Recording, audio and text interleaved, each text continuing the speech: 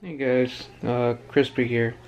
I wanted to do a quick update and why I haven't been uploading. What's been going on is that I had early start, I guess, what it's really called at the university. And I was dealing with a lot of schoolwork, and once I was done with that, I wanted to do videos, but a couple days after that, my cat broke my camera. What happened was that, I was trying to record something, but then I had to use the restroom so badly that I wasn't thinking, and so I just left it on the side of my table. And I rushed out to the restroom and I left my door open, which was a bad idea because every time when my cat sees that my door is open, she rushes to it because I never let her in.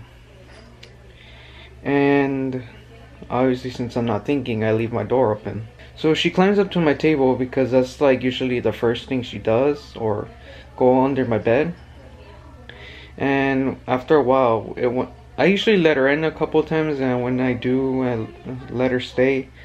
After staying under the bed, she'll go on top of the table, and if she sees something that she likes, she pushes it, or that's something at the edge of the table, she will push it. And obviously, since I wasn't thinking, I left my camera at the edge of the table. So as soon as she got up, she saw it and then she pushed it. And I didn't find out until I got back to my room and I saw my camera on the floor. So I tried turning it on and I wasn't able to because the screen wouldn't turn on and the camera lens wouldn't come out all the way. Like, it came out halfway and stopped.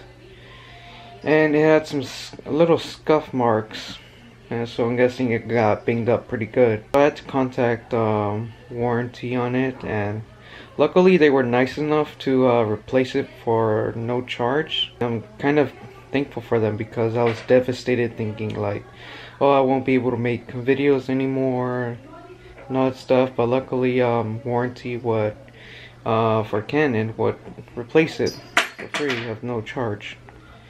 And yeah, so hopefully I'll be back to making videos again. Like, quick updates. I had to get an MRI on my knee because I have been having pain, and the doctors think that it's due to my steroids called prednisone.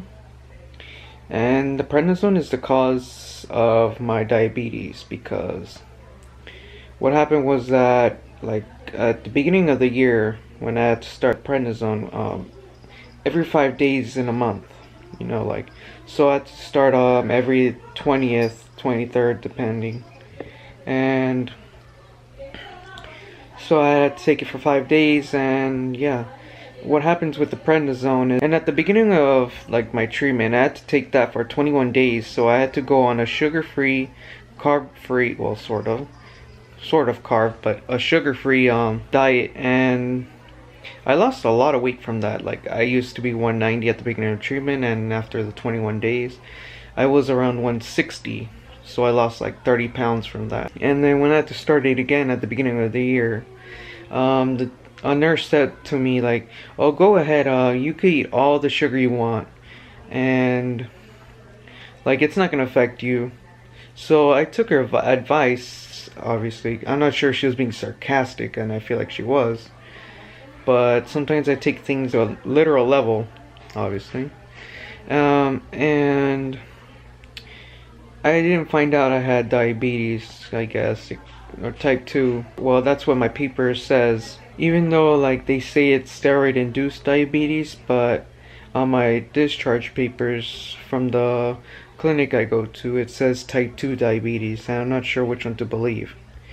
What they're hoping for is for the diabetes to go away right after I'm done with the treatment, because I won't be taking prednisone anymore. But I feel like the prednisone, like, from my neglect of avoiding sugars, because I didn't think it was possible, or, well, I didn't think that it would raise my sugar levels, and I noticed, like, one of the symptoms of high sugars was wanting to drink a lot of water, and that's what I had during those times. And then one time, or the end of March, I had whooping cough apparently because my brother got it, but then he passed it on to me easily. So I had to go to the hospital for staying there for a week or two, I think. And during that time, after 3 days, they noticed something wrong with it. So they wanted to check my blood if I had diabetes. And that's what they suspected. Apparently I was diagnosed with type 2, so daily I have to be taking Lantus, and if I have high sugars, then I gotta take Humalog. I wish that nurse had said, like, don't take sugars, because if she didn't say it sarcastically, then yeah, I probably would have avoided the diabetes. But apparently they say that it happens to every patient. I'm not sure if that's true. And now I have to go to a different clinic. Well, I go to both clinics, but one for diabetes and one for my cancer treatment, I guess. So I had to miss school for the whole April, so that was like a 1 month break for me, even though it wasn't. Like, it kind of messed up my grades, so but luckily I was able to raise them back up as soon as I got back to school and I graduated.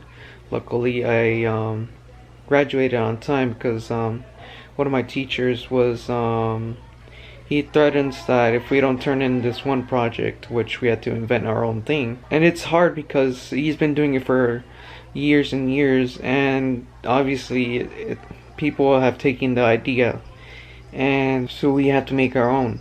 Luckily we were able to make a self-cooling mouse, and just by adding a little cooling fan into a mouse, luckily it worked. But my friend, he messed it up when on the weekend, and so he couldn't fix it, and we had to explain everything to my teacher. But luckily before the weekend we showed it to him and it worked. And after the weekend, he told us, well, since you showed it to me before the weekend and it worked for 3 seconds at least, I'll let you guys have a pass. So luckily I was able to graduate, but hopefully I will be able to make more videos now, since I'm done for the summer school, and I started in another 2 weeks, sort of, not really, on the 28th if I believe. And yeah, see you guys later.